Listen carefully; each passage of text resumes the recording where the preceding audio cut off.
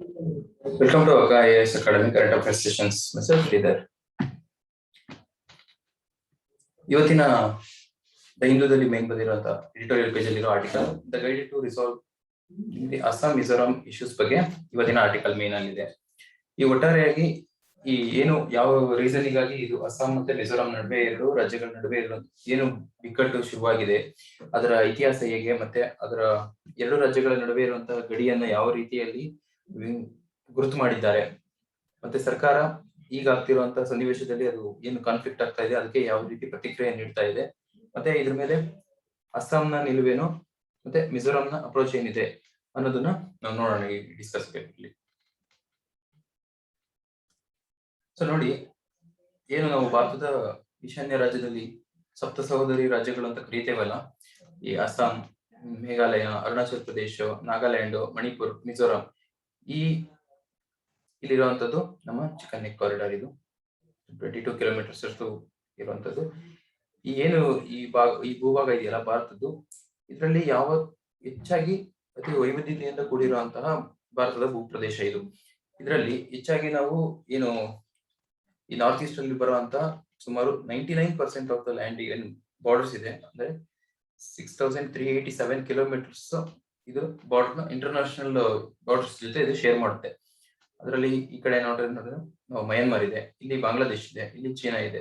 So ನಾವು ಅತಿ ಹೆಚ್ಚಾಗಿ ಶೇರ್ ಮಾಡ್ತಿರುವಂತಹ ಇಂಟರ್ನ್ಯಾಷನಲ್ ಬಾರ್ಡರ್ಸ್ ಬಾಂಗ್ಲಾ ಜೊತೆ ಇದೆ, ನೆಕ್ಸ್ಟ್ ಸೆಕೆಂಡ್ ಮಯನ್ಮಾರ್ ಜೊತೆ, ಹಾಗೆ ನೆಕ್ಸ್ಟ್ ಥರ್ಡ್ ಚೈನಾ ಜೊತೆ ಇದೆ. ಹಾಗೆ ಇದರಲ್ಲಿ ಟ್ರೈಬಲ್ ಪಾಪ್ಯುಲೇಷನ್ಸ್ ಏನೆಲ್ಲ ಇದಾರೆ ಇಲ್ಲಿ 19% ಅಸ್ಸಾಂ ಅಲ್ಲಿ ಇದ್ರೆ, ಅರುಣಾಚಲ್ ಪ್ರದೇಶದಲ್ಲಿ ಇದ್ರ ಪರ್ಸೆಂಟೇಜ್ 94.5 ಅಷ್ಟು entire populations belongs to the ST ಇಲ್ಲಿ. ಮತ್ತೆ ಅಸ್ಸಾಂ ಏನು ನಾವು ಪ್ರೀ ಇಂಡಿಪೆಂಡೆನ್ಸ್ ಏರಾದಲ್ಲಿ ನೋಡ್ತಾ ಇದ್ರೆ, ಇಲ್ಲಿ ಬ್ರಿಟಿಷರು ಟೀ ಗಾರ್ಡನ್ಸ್ ನ ಇಲ್ಲಿಂದ ಶುರು ಮಾಡ್ತಾರೆ. ಮತ್ತೆ ಅದು ಮುಂದೆ ಇಲ್ಲಿ ಈ ಏನು ಈಗ ಕಾನ್ಫ್ಲಿಕ್ಟ್ ನಡೀತಾ ಇದೆಯಲ್ಲ, ಈ ಕಚಾರ್ ಅನ್ನೋ ರೀಜನ್ ಇಲ್ಲಿಗೂ ಬರುತ್ತೆ. ಅದ್ರ ಮುಂದೆ ನಾವು ಮುಂದೆ ಮಾತಾಡೋಣ. ಅಸ್ಸಾಂ ಅಲ್ಲಿ ನೆಕ್ಸ್ಟ್ 1889 ಅಲ್ಲಿ ಆಗುವಂತ ಏನು ಆಯಿಲ್ ಡಿಸ್ಕವರ್ ಇರುತ್ತಲ್ಲ, ಅಸ್ಸಾಂನ ದಿಗ್ವಾಯಲ್ ಆಗುವಂತದ್ದು. ಇದು ಏಷ್ಯಾದಲ್ಲಿ ಪ್ರಥಮವಾಗಿ ಅಸ್ಸಾಂ ನಲ್ಲಿ ಕ್ರೂಡ್ ಆಯಿಲ್ ಫೈಂಡ್ ಔಟ್ ಆಗುತ್ತೆ.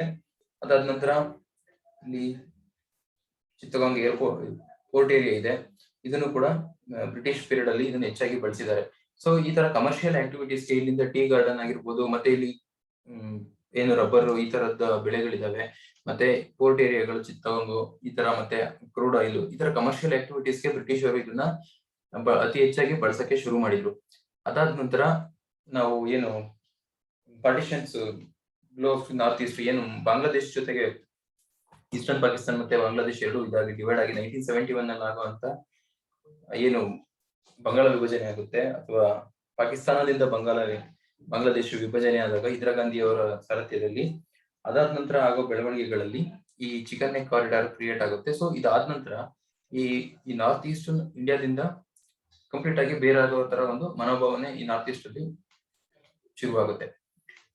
ಸೊ ಇಷ್ಟೆಲ್ಲ ಹಿನ್ನೆಲೆ ಇರುವಂತ ಪ್ರತಿ 10 ಕಿಲೋಮೀಟರ್ಗೂ ಇಲ್ಲಿ ಭಾಷೆ ಬದಲಾಗುತ್ತೆ, ಮತ್ತೆ ಸಂಸ್ಕೃತಿಗಳು ಇಲ್ಲಿ ವೈವಿಧ್ಯತೆಯಿಂದ ಕೂಡಿದೆ. ಮತ್ತೆ ಇಲ್ಲಿ ಹೆಚ್ಚಾಗಿರುವಂತಹ ಎಲ್ಲ ಟ್ರೈಬಲ್ ಏನು ಪಾಪ್ಯುಲೇಷನ್ಸ್ ಇದೆ, ಇದು ಸಪರೇಟ್ ಆಗಿ ಇವ್ರದೇ ಆದಂತಹ ಕಲ್ಚರ್ಗಳಿದೆ, ಇವ್ರದೇ ಆದಂತಹ ಹಬ್ಬ ಹರಿದಿನಗಳಿದೆ, ಇವ್ರದೇ ಆಚರಣೆಗಳಿದೆ. ವಿಶೇಷವಾಗಿ ಇದು ನಾರ್ತ್ ಈಸ್ಟ್ ಇಂಡಿಯಾ ಅಂತಂದ್ರೆ ಯಾವಾಗ್ಲೂ ಇದು ಒಂಥರ ವಿಶೇಷತೆಗಳನ್ನ ಒಳಗೊಂಡಿರುವ ಇದು ನಾಡಿದು.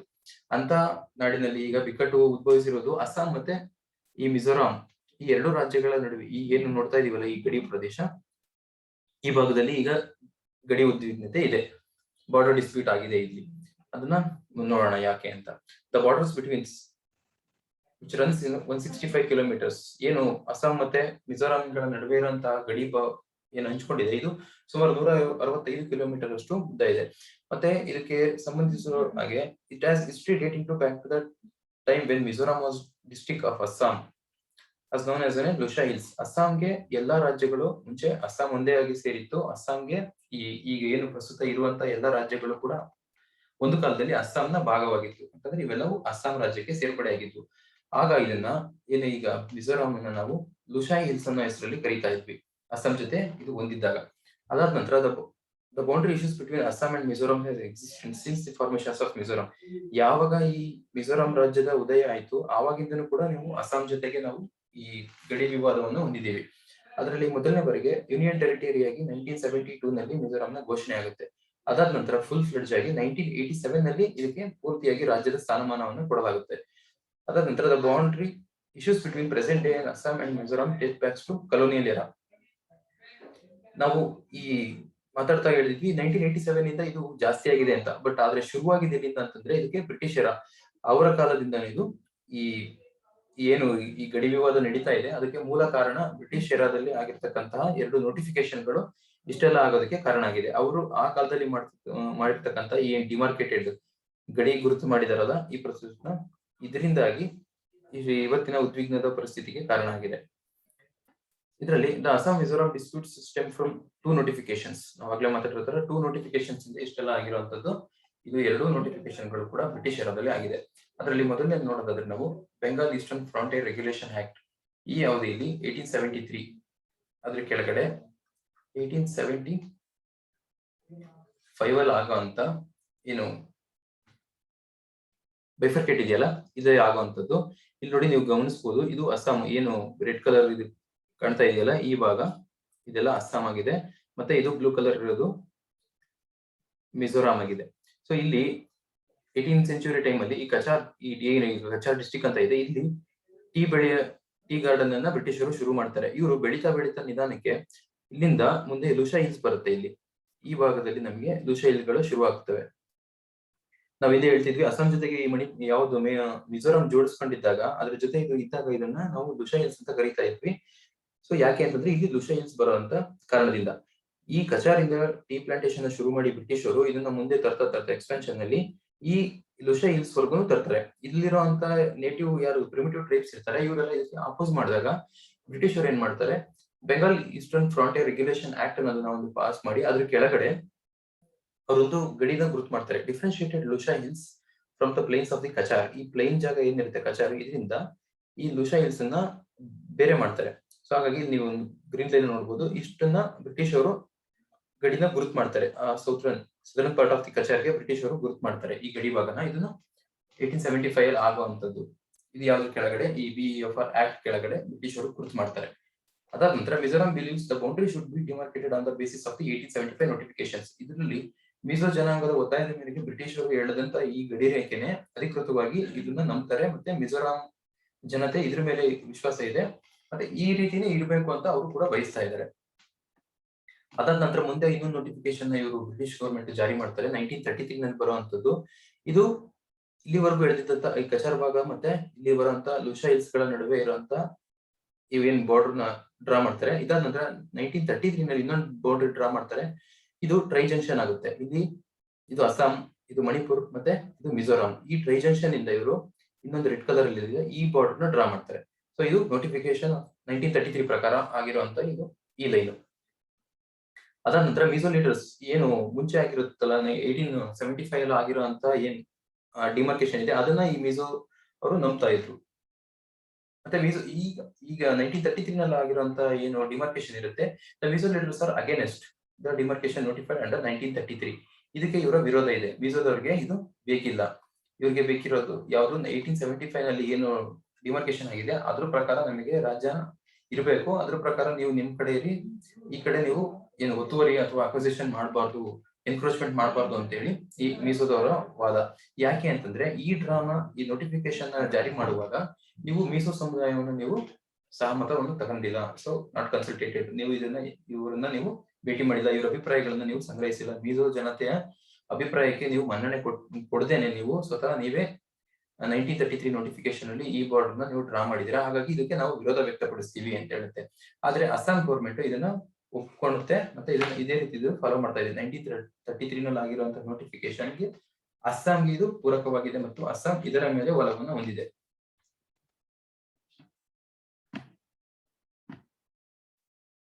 ಸೊ ನಾವು ಇಲ್ಲಿ ಗಮನಿಸಬಹುದು, ಇಲ್ಲಿ ಅಸ್ಸಾಂ ಇದೆ, ಇಲ್ಲಿ ಮಿಜೋರಾಂ ಮತ್ತೆ ಇಲ್ಲಿ ಮಣಿಪುರ. ಇಲ್ಲಿ ಇರುವಂತಹ ಏನು ಬೋನ್ ಆಫ್ ಕಂಟೆನ್ಷನ್ ಅಂತ ಏನ್ ಹೇಳ್ತೀವಿ, ವಿವಾದಿತ ಕೇಂದ್ರ ಪ್ರದೇಶಗಳು ಇವೆ. ಈ ಲೈಲಾಪುರ್ ಅನ್ನೋದು, ಮತ್ತೆ ಪೊಲೀಸ್ ಚೆಕ್ ಪಾಯಿಂಟ್, ಮತ್ತೆ ವೆರಿಂಟೇಕ್ ಅಂತ ಈ ಏನು ಊರ ಹೆಸರಿದೆ. ಈ ವೆರಿಂಟೇಕ್ ಅನ್ನೋದು ಈ ನಾರ್ತ್ ಈಸ್ಟ್ ಈ ಟ್ರೈಬಲ್ ಲ್ಯಾಂಗ್ವೇಜ್ ಅಲ್ಲಿ ಈ ವೆರಿಂಟೇಕ್ ಅನ್ನೋದು ಅಂತಂದ್ರೆ ಔಟ್ ಸೈಡರ್ ಅಂತ. ಅಂದ್ರೆ ಈ ಜಾಗನ ಈ ನೋಡಿ ನಾರ್ತ್ ಈಸ್ಟ್ ಅಲ್ಲಿ ಇರುವಂತ ಎಲ್ಲಾ ಏನು ಟ್ರೈಬ್ಸ್ ಪಂಗಡಗಳಿದಾವೆ, ಅದು ಆ ಜನಸಮುದಾಯ ಇದೆ. ಪ್ರತಿ 10 ಕಿಲೋಮೀಟರ್ಗೆ ಅವರ ಭಾಷೆ ಅಥವಾ ಸಂಸ್ಕೃತಿ ಬದಲಾಗ್ತಾ ಇರುತ್ತೆ.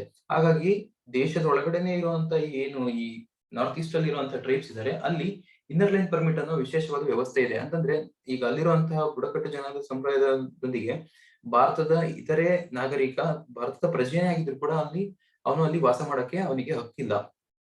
ಯಾಕೆ ಅಂತಂದ್ರೆ ಈ ರೀತಿ ಎಲ್ಲರಿಗೂ ಹಕ್ಕನ್ನ ಕೊಡ್ತಾ ಹೋದ್ರೆ ಇಲ್ಲಿ ಬೇರೆಯವರ ಎಕ್ಸ್ಟರ್ನಲ್ ಏನು ಇನ್ಫ್ಲೂಯೆನ್ಸ್ ಆಗುತ್ತೆ, ಅವ್ರ ಕಲ್ಚರ್ ಅಲ್ಲಿ ಕಾಣೆ ಆಗುತ್ತೆ. ಹಾಗಾಗಿ ಸಂಸ್ಕೃತಿನ ಉಳಿಸ್ಬೇಕು ಅನ್ನೋ ಉದ್ದೇಶಕ್ಕೋಸ್ಕರ ಮತ್ತೆ ಈ ಜನ ಸಂಸ್ಕೃತಿಯ ಉಳಿವಿಗಾಗಿ ಅವರು ತಮ್ಮ ಪ್ರಾಣವನ್ನೇ ಕೊಡಕ್ಕೂ ಸಿದ್ಧರಾಗಿರ್ತಾರೆ. ಅವರಿಗೆ ಸಂಸ್ಕೃತಿನೇ ಹೆಚ್ಚಾಗಿರುತ್ತೆ. ಯಾವ್ದಿದು ಅದು ಟ್ರೈಬಲ್ ಕಲ್ಚರ್ ಆಗಿದೆ. ಅವರ ಒಳಗೇನೆ ಹಲವಾರು ರೀತಿಯ ಟ್ರೈಬಲ್ ಕಾನ್ಫ್ಲಿಕ್ಟ್ಸ್ ಗಳು ಇದಾವೆ. ಮತ್ತೆ ಅವರವರೇ ತಿಕ್ಕಾಡ್ತಾ ಇರ್ತಾರೆ. ಒಂದು ಗುಂಪಿನ ಪಂಗಡ ಮತ್ತೆ ಇನ್ನೊಂದು ಪಂಗಡಗಳ ನಡುವೆ ಸಾಂಸ್ಕೃತಿಕ ತಿಕ್ಕಾಟ ಇದ್ದೇ ಇದೆ ಇಲ್ಲಿ. ಅದ್ರಲ್ಲೂ ನೀವು ಹೊರಗಡೆ ಬೇರೆ ರಾಜ್ಯದಿಂದ ಬಂದವರು ಅಂತಂದ್ರೆ ಅವ್ರಿಗೆ ಇನ್ನೂ ಬರಲ್ಲ. ಹಾಗಾಗಿ ಅವರು ಈ ವೆರಿಂಟೇಜ್ ಅನ್ನೋ ಏನು ಊರ ಹೆಸರಿದೆ ಇದರಲ್ಲಿ ಯಾರೆಲ್ಲ ಹೊರಗಡೆಯವರು ಬರ್ತಾರೆ ಅವ್ರನ್ನ ಈ ಊರಿಂದ ಅವರು ಹೊರಗಡೆಯವರು ಅಂತಾನೆ ಕನ್ಸಿಡರ್ ಮಾಡ್ತಾರೆ. ಅವರು ಭಾರತದ ಪ್ರಜೆ ಆಗಿದ್ರು ಕೂಡ ಈ ಪ್ರದೇಶಕ್ಕೆ ಆತ ಹೊರಗಿನವನು. ಹಾಗಾಗಿ ಇಲ್ಲಿ ಇನ್ನರ್ ಲೈನ್ ಪರ್ಮಿಟ್ ಅನ್ನೋ ಒಂದು ವ್ಯವಸ್ಥೆ ಇದೆ. ಇಲ್ಲಿ ಉಳಿಬೇಕು ಅಂತಂದ್ರೆ ಏನು ರಾಜ್ಯ ಸರ್ಕಾರಗಳಿಂದ ವಿಶೇಷವಾಗಿ ಅನುಮತಿನ ತೆಗೆದುಕೊಂಡಿರ್ಬೇಕಾಗುತ್ತೆ. ಮತ್ತು ಅದು ನಿಗದಿತ ಅವಧಿಗೆ ಒಂದ್ಸರಿ ಕೊಟ್ರೆ ಅದೇನು ಪರ್ಮನೆಂಟ್ ಆಗಿರುವಂತದ್ದಲ್ಲ. ಯಾವ ಉದ್ದೇಶಕ್ಕೆ ಬಂದಿದ್ದಾನೆ ಆತ ಪ್ರವಾಸಿಗನ, ಎಷ್ಟು ದಿನಗಳ ಕಾಲ ಇರ್ತಾನೆ, ಮತ್ತೆ ಆತ ಎಷ್ಟೆಲ್ಲ ಜಾಗಗಳಿಗೆ ಭೇಟಿ ಮಾಡಬಹುದು ಅನ್ನೋದನ್ನ ಪರಿಪೂರ್ಣವಾಗಿ ಅಲ್ಲಿ ಮೆನ್ಷನ್ ಮಾಡಿರ್ಬೇಕಾಗುತ್ತೆ. ಇದನ್ನ ನಾವು ಇನ್ನರ್ ಲೈನ್ ಪರ್ಮಿಟ್ ಅಂತಾನು ಕರಿತೀವಿ, ILP ಅಂತ. ಸೊ ಇದರಲ್ಲಿ ಇವಾಗ ಅರುಣಾಚಲ್ ಪ್ರದೇಶ ಇದೆ, ಮಣಿಪುರ್ ಇದೆ, ನಾಗಾಲ್ಯಾಂಡ್ ಇದೆ, ಮಿಜೋರಾಂ ಇದೆ, ಮತ್ತೆ ತ್ರಿಪುರಾಕ್ಕಿದೆ. ಈಗ ಮೇಘಾಲಯದಲ್ಲಿ ಸ್ವಲ್ಪ ಪ್ರಮಾಣದಲ್ಲಿದೆ. ಸೊ ಇಷ್ಟೆಲ್ಲ ರಾಜ್ಯಗಳಲ್ಲಿ ಈ ILP ವ್ಯವಸ್ಥೆ ಇದೆ. ಇದು ಹೊರಗಡೆಯಿಂದ ಬರ್ತಕ್ಕಂತಹ ಯಾವುದು ಈ ಬೇರೆ ಜನರು ಈ ಭೂಪ್ರದೇಶದಲ್ಲಿ ಅವರು ವಾಸ ಮಾಡಕ್ಕೆ ಪರ್ಮಿಷನ್ ಬೇಕಾಗುವಂತದ್ದು ಇದೊಂದು ತಗೋಬೇಕಾಗಿರೋದು. ಇಲ್ಲಿ ಕಲ್ಚರ್ ಮೇಲೆ ನಡೆಯುವಂತ ಏನು ಅಟ್ಯಾಕ್ಸ್ ಇರುತ್ತೆ ಅದನ್ನ ಅವಾಯ್ಡ್ ಮಾಡಕ್ಕೆ, ಅಂತಂದ್ರೆ ಇನ್ಫ್ಲೂಯೆನ್ಸ್ ಆಗುತ್ತೆ ಅಷ್ಟೇ. ಅಟ್ಯಾಕ್ ಅಂತಂದ್ರೆ ಅವರಿಗೆ ತೊಂದರೆ ಮಾಡೋದಂತಲ್ಲ, ಅವರ ಕಲ್ಚರ್ ಮೇಲೆ ನಿಮ್ಮ ಕಲ್ಚರ್ನ ಪ್ರಭಾವ ಬೀರ್ಬೋದು, ಅವ್ರು ಅದರಿಂದ ಬದಲಾಗಬಹುದು. ಆ ಉದ್ದೇಶಕ್ಕೋಸ್ಕರ ಅವ್ರ ಕಲ್ಚರ್ನ ಪ್ರೊಟೆಕ್ಟ್ ಮಾಡಕ್ಕೋಸ್ಕರ ಇರುವಂತ ಸಿಸ್ಟಮ್ ಇದು ILP. ಸೊ ಇಲ್ಲಿ ನಾವು ಅಸ್ಸಾಂ, ಮಿಜೋರಾಂ ಮತ್ತೆ ಮಣಿಪುರ್ ಈ ಟ್ರೈಜೆನ್ಷನ್ ಝೋನ್ ಏನಿದೆಯಲ್ಲ ಇದೇ ಮುಖ್ಯವಾಗಿ ಇವಾಗ ಇತ್ತೀಚೆಗೆ ವಿವಾದಕ್ಕೆ ಕಾರಣ ಆಗಿರುವಂತದ್ದು. ಇಲ್ಲಿ ಪೊಲೀಸ್ ಚೆಕ್ ಗೇಟ್ ಇದೆ ಈ ಅಸ್ಸಾಂಗೂ ಮತ್ತೆ ಮಿಜೋರಾಂಗೂ ಸೆಂಟ್ರಲ್ ಇರುವಂತದ್ದು. So the boundary between Mizoram and Assam follows natural occurring barriers of the hills, valleys, rivers and the forest and the both sides have attributed the border skirmish to the perceptual difference over an imaginary line. ನೋಡಿ ಇಲ್ಲಿರುವಂತ ಅಸ್ಸಾಂ ಮತ್ತೆ ಮಿಜೋರಾಂ ನಡುವೆ ಇರುವಂತ border line ಏನಿದೆ ಅದು ಹಲವಾರು ಬೆಟ್ಟ ಗುಡ್ಡಗಳು ಮತ್ತೆ ಟೆರೈನ್ ರೀಸನ್ ಇರ್ಬೋದು, ವ್ಯಾಲಿ, ಈ ನದಿಗಳು, ಕಾಡುಗಳ ಮೂಲಕ ಹಾದು ಹೋಗುವಂತದ್ದು ಬಾರ್ಡರ್ಸ್ ಇದೆ. ಇದೊಂದು ಇಮ್ಯಾಜಿನರಿ, ಇದೊಂದು ಕಲ್ಪನಾತ್ಮಕವಾಗಿರುವಂತ ಕಲ್ಪನೆಯಲ್ಲಿ ಇರುವಂತ ಒಂದು ಗಡಿ ಪ್ರದೇಶ. ಹಾಗಾಗಿ ಎಕ್ಸಾಕ್ಟ್ ಆಗಿ ನಾವು ಈಗ ನಾವು ಮತ್ತೆ ಪಾಕಿಸ್ತಾನ ಮತ್ತೆ ಭಾರತದ ನಡುವೆ ಇರುವಂತ ಈ ಏನು ಬಾರ್ಡರ್ ಈ ತರ ಎಕ್ಸಾಕ್ಟ್ ಆಗಿರುತ್ತೆ, ನಮಗೆ ಗೊತ್ತಾಗುತ್ತೆ ಈ ತರ ಬಾರ್ಡರ್ ಇದೆ ಮತ್ತೆ ಎರಡು ಕಡೆ ಫೆನ್ಸಿಂಗ್ ಇರುತ್ತೆ. ಮತ್ತೆ ಇಡೀ ರಾಜ್ಯಗಳಲ್ಲಿ ನೋಡೋದಾದ್ರೆ ನಾವು ಕರ್ನಾಟಕ ಮತ್ತೆ ಮಹಾರಾಷ್ಟ್ರ ಭಾಗಗಳಲ್ಲಿ ನೋಡೋದಾದ್ರೆ ಇದು ಕರ್ನಾಟಕದ ಗಡಿ, ಇಲ್ಲಿಂದ ಮಹಾರಾಷ್ಟ್ರ ಗಡಿ ಶುರು ಅಂತ ಅಲ್ಲಿ ನಾವು ನಾಮಫಲಕ ಹಾಕಿರೋದನ್ನ ನೋಡ್ತೀವಿ. ಆದ್ರೆ ಇಲ್ಲಿರುವಂತ ಪ್ರದೇಶ ಕಾಡಿನಲ್ಲಿ ಇರುವಂತದ್ದು ಮತ್ತೆ ನದಿಗಳು ಕಣಿವೆ ಇಲ್ಲೆಲ್ಲ ಅದ್ರ ಥ್ರೂ ಪಾಸ್ ಆಗೋದ್ರಿಂದ ಇಲ್ಲಿ ಎಕ್ಸಾಕ್ಟ್ ಆಗಿ ಗಡಿಗಳನ್ನು ಗುರುತಿಸೋದು ತುಂಬಾ ಕಷ್ಟವಾಗಿದೆ. ಅದರಲ್ಲೂ ಈಗ ನಡೀತಾ ಇರತಕ್ಕಂತ ಅಸ್ಸಾಂ ಮತ್ತೆ ಮಿಜೋರಾಂಗಳ ನಡುವೆ ಇರುವಂತದ್ದು ಇದೇ ಸಮಸ್ಯೆ. ಅಲ್ಲಿ ಯಾರು ಯಾವಾಗ ಯಾವ ಕಡೆಯಿಂದ ಗಡಿನ ಗುರುತಿಸ್ಬೇಕು ಅನ್ನೋದು ಕನ್ಫ್ಯೂಷನ್ ಅಲ್ಲಿ ಇದೆ. ಸರಿ, ಇಷ್ಟೆಲ್ಲ ಎರಡು ನೋಟಿಫಿಕೇಶನ್ ಬ್ರಿಟಿಷ್ ಅವರು ತಂದ್ರು. ಅದ್ರ ಮೇಲೆ ಅಸ್ಸಾಂ ಮತ್ತೆ ಮಿಜೋರಾಂ ಗಡಿಗಳ ಮೇಲೆ ಗಡಿ ನಿರ್ಧಾರ ಮಾಡಿದ್ದಾರೆ ಆ ಎರಡು ನೋಟಿಫಿಕೇಶನ್ ಗಳ ಮೇಲೆ. ಇದಾದ ನಂತರ ಸ್ವತಂತ್ರ ಬಂದ ನಂತರ ಭಾರತಕ್ಕೆ ನಾಗಾಲ್ಯಾಂಡ್ ಅನ್ನು ಸಂಪೂರ್ಣವಾಗಿ ಸ್ಟೇಟ್ ಹುಡ್ ಅನ್ನು 1963 ನಲ್ಲಿ ಭಾರತ ಸರ್ಕಾರ ನಾಗಾಲ್ಯಾಂಡ್ಗೆ ಕೊಡುತ್ತೆ. ಅದಾದ ನಂತರ ಅರುಣಾಚಲ್ ಪ್ರದೇಶ, ಮೇಘಾಲಯ ಮತ್ತೆ ಮಿಜೋರಾಂಗಳನ್ನ ನಾಗಾಲ್ಯಾಂಡ್ ಜೊತೆಗೆ ಇದು UT ಆಗಿರುತ್ತೆ 1973 ನಲ್ಲಿ ಇರುವಂತದ್ದು. ಆಮೇಲೆ ಇದನ್ನು UT ಆಗಿರುತ್ತೆ 1978 ಅಲ್ಲಿ ಈ ಮೂರುಗಳಿಗೂ ರಾಜಸ್ಥಾನವನ್ನ ಕೊಡುತ್ತೆ. ಸೊ ಅದಾದ ನಂತರ 1987 ಥ್ರೂ ಮಿಜೋರಾಂ ಇದು ಪೀಸ್ ಅಕಾರ್ಡ್ ಶಾಂತಿ ಒಪ್ಪಂದದ ಮೂಲಕ ಯಾವ ಭಾರತ ಸರ್ಕಾರ ಮತ್ತೆ ಮಿಜೋರಾಂ ಈ ರಾಜ್ಯಗಳ ನಡುವೆ ಒಪ್ಪಂದ ಆಗಿ ಇದಕ್ಕೆ ಪೂರ್ಣವಾಗಿ ರಾಜ್ಯಾಧಿಕಾರ ಮತ್ತೆ ರಾಜ್ಯ ಸ್ಥಾನಮಾನವನ್ನ ಕೊಡುತ್ತೆ. ಪೀಸ್ ಅಕಾರ್ಡ್ ಆಗುತ್ತೆ. ಇದು ರಾಜೀವ್ ಗಾಂಧಿ ಪೀರಿಯಡ್ ಅಲ್ಲಿ ಆಗುವಂತದ್ದು ಪೀಸ್ ಅಕಾರ್ಡ್ ಆಗುತ್ತೆ. ಅದಾದ ನಂತರ ಮಿಜೋ ಸಂಪೂರ್ಣವಾಗಿ ರಾಜಸ್ಥಾನನ ಪಡೆದ ನಂತರ ಫಾರ್ಮಡ್ ಯೂಸಿಂಗ್ 193 ಅಗ್ರಿಮೆಂಟ್. ಆದ್ರೆ ಮಿಜೋ ವಾದ ಏನು ಅಂತಂದ್ರೆ ನನ್ನ ರಾಜ್ಯ ಸ್ಥಾಪನೆ ಆಗಿರತಕ್ಕಂಥದ್ದು 1933 ಅಗ್ರಿಮೆಂಟ್ ಅಂತ ಭಾರತ ಸರ್ಕಾರ ಹೇಳುತ್ತೆ. 1933 ಅಗ್ರಿಮೆಂಟ್ ನ ಪ್ರಕಾರ ಏನು ಗಡಿನ ಗುರುತು ಮಾಡಿದೀವಿ 1933 ಇರುವಂತದ್ದು ಬ್ರಿಟಿಷ್ ನೋಟಿಫಿಕೇಶನ್, ಅದ್ರ ಪ್ರಕಾರ ನಾವು ಈ ಮಿಜೋರಾಂನ ರಾಜ್ಯವನ್ನ ಸ್ಥಾಪನೆ ಮಾಡಿದೀವಿ, ಅದರ ಗಡಿಗಳನ್ನ ಗುರುತಿಸಿದೀವಿ ಅಂತ ಹೇಳಿ ಭಾರತ ಸರ್ಕಾರ ಹೇಳುತ್ತೆ. ಆದ್ರೆ ಮಿಜೋರಾಂ ಏನಂತ ಹೇಳುತ್ತೆ, ನಾನು 1875 ನಲ್ಲಿ ಬಂದಿರುವಂತಹ ನೋಟಿಫಿಕೇಶನ್ ಆಧಾರದ ಮೇಲೆ ನನ್ನ ರಾಜ್ಯದ ಗಡಿಗಳನ್ನ ನಾನು ಒಪ್ಕೊಂಡಿದ್ದೀನಿ ಅಂತ. ಸೊ ಹಾಗಾಗಿ ಭಾರತ ಸರ್ಕಾರ ಮತ್ತೆ ಮಿಜೋ ಸರ್ಕಾರ ಎರಡಕ್ಕೂ ಕಾನ್ಫ್ಲಿಕ್ಟ್ ಇದೆ. ಇದು ಭಾರತ ಸರ್ಕಾರ 1933 ಮೂಲಕ ಮಾಡ್ತೀನಿ ಅಂತ ಹೇಳುತ್ತೆ. ಇದು 1875 ಮೂಲಕ ನಾನು ಗಡಿಗುರುನ ಗುರುತಿಸ್ಕೊಂಡಿದ್ದೀನಿ ಅಂತ ಮಿಜೋರಾಂ ಸ್ಟೇಟ್ ಅದು ಕ್ಲೈಮ್ ಮಾಡುತ್ತೆ. So the two states signed an agreement that status quo should be the maintained at the no man lands set up in the borders. ಇದಾದ ನಂತರ ಮಿಜೋರಾಂಗೆ ಸಂಪೂರ್ಣವಾಗಿ ರಾಜಸ್ಥಾನ ಸಿಕ್ತು. ಹಾಗೆ ಈಗ ಅಸ್ಸಾಂ ಮುಂಚೆಯಿಂದಲೂ ಅದಕ್ಕೆ ರಾಜಸ್ಥಾನ ಮಾನ ಇತ್ತು. ಸ್ವತಂತ್ರ ಬಂದ ನಂತರ ರಾಜಸ್ಥಾನ ಮಾನ ಸಿಕ್ಕಿತ್ತು. ಅಸ್ಸಾಂ ಮತ್ತೆ ಮಿಜೋರಾಂ ಈಗ ಎರಡೂ ಕೂಡ ಒಂದು ಅಗ್ರಿಮೆಂಟ್ ಗೆ ಸೈನ್ ಮಾಡಿ ಎರಡೂ ಕೂಡ ನಾವು ಸ್ಟೇಟಸ್ ಕ್ಯೂ ಯಥಾಸ್ಥಿತಿಯನ್ನ ಕಾಪಾಡ್ತೀವಿ ಅಂತ ಹೇಳಿ ನಾವು ಅಲ್ಲೇ ಅವರು ಅಗ್ರಿಮೆಂಟ್ ಮಾಡ್ತಾರೆ. No man's land set up in the boundaries. ಯಾರು ಕೂಡ ಆ ಜಾಗದಲ್ಲಿ ಇರಬಾರ್ದು ಮತ್ತೆ ಯಾರು ಅಲ್ಲಿ ವಸತಿ ಪ್ರದೇಶಗಳನ್ನ ನಿರ್ಮಾಣ ಮಾಡಬಾರ್ದು. ಸೊ ನೋ ಮ್ಯಾನ್ಸ್ ಲ್ಯಾಂಡ್ ಆಗಿ ಅದನ್ನ ನಾವು ನೋಡ್ತೀವಿ. ಬೌಂಡ್ರಿಗಳಿಗೆ ನಾವು ಯಾವುದೇ ರೀತಿ ಧಕ್ಕೆ ಮಾಡಲ್ಲ. ಇರೋ ಯಥಾಸ್ಥಿತಿನ ನಾವು ಕಾಯ್ಕೊಂಡು ಹೋಗ್ತೀವಿ ಅಂತ ಹೇಳಿ ಇಬ್ರು ಕೂಡ ಅಸ್ಸಾಂ ಮತ್ತೆ ಮಿಜೋರಾಂ ಒಪ್ಪುತ್ತೆ. ಅದಾದ ನಂತರ 2018ರಲ್ಲಿ ಏನಾಗುತ್ತೆ, ಈ ಮಿಜೋರಾಂ ಅಲ್ಲಿರುವಂತ ಒಂದು ರಾಜಕೀಯ ಪಕ್ಷ, ಇಲ್ಲಿ ನೋಡ್ಬೋದು ನೀವು ಮಿಸೋ ಸಿರ್ಲೈ ಪಾವಲ್ ಅನ್ನೋ ಒಂದು ರಾಜಕೀಯ ಪಕ್ಷ, ಇಲ್ಲಿ ನೋಡ್ಬೋದು ಅವರ ಪಾರ್ಟಿಯ ಲೋಗೋ ಇದೆ. ಇಲ್ಲಿ ಚಕ್ಮಾ ಅಂತ ಇದೆ. ಇಲ್ಲಿ ಚಕ್ಮಾ ಅನ್ನೋದು ಕೂಡ ಇಲ್ಲಿ ಮಿಜೋರಾಂ ಅಲ್ಲಿರುವಂತ ಒಂದು ಟ್ರೈಬ್ ಬರುತ್ತೆ. ಸೊ ಚಕ್ಮಾ ಅನ್ನೋದಕ್ಕೆ ಚಕ್ಮಾ ಟ್ರೈಬ್ಸ್ ಇರೋದಲ್ಲಿ ಇದನ್ನ ನಾವು ಈ ಲೋಗೋದಿಂದ ನೋಡಿ ಜ್ಞಾಪಕ ಇಟ್ಕೋಬಹುದು. ನೆಕ್ಸ್ಟ್ ನೋಡಿ ಇವ್ರು ಏನ್ ಮಾಡ್ತಾರೆ, ಈ ಮಿಜೋ ಸಿರ್ಲೈ ಪಾವಲ್ ಅನ್ನೋರು ಈ ಸ್ಟೂಡೆಂಟ್ ಆರ್ಗನೈಸೇಷನ್ ಮತ್ತೆ ಪೊಲಿಟಿಕಲ್ ಆಕ್ಟಿವಿಟೀಸ್ ಕೂಡ ಮಾಡುತ್ತೆ.